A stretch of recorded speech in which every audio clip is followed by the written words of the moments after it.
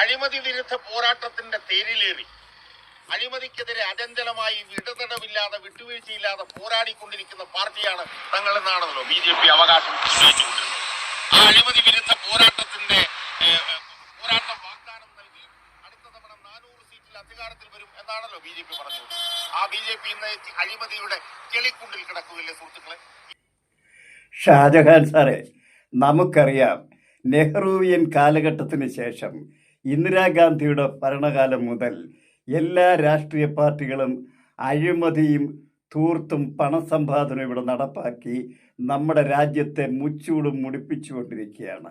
ഈ നില തുടർന്നു പോയാൽ വരുന്ന ഏതാണ്ട് ഒരു 10-50 വർഷക്കാലത്തിനുള്ളിൽ തന്നെ നമ്മളെല്ലാം ജനങ്ങൾ അടിമകളായി തീരുകയും രാഷ്ട്രീയക്കാരെല്ലാം ഇമ്പീരിയലിസം ബ്രിട്ടീഷ് കോളനി വാഴ്ച ഇവിടെ നടപ്പാക്കുകയും അവർ തമ്പുരാക്കന്മാരായി തീരുകയും ചെയ്യുന്നൊരു സ്ഥിതിവിശേഷം ഉണ്ടാകും.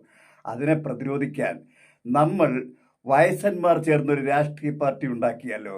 അതായത് നമ്മൾ കുട്ടികളെ നയിക്കുകയും അവരെ രാഷ്ട്രീയം പഠിപ്പിക്കുകയും സംശുദ്ധമായ രാഷ്ട്രീയം പഠിപ്പിക്കുകയും ചെയ്ത് 30 വയസ്സിൽ താഴെയുള്ള കുട്ടികളെ അധികാരമേൽപ്പിക്കുന്ന ഒരു സംവിധാനം നമ്മുടെ രാജ്യത്തുണ്ടാക്കിയെടുത്ത് നമ്മുടെ കേരളത്തെങ്കിലും നമുക്ക് രക്ഷിക്കാൻ താങ്കൾ തയ്യാറാണോ?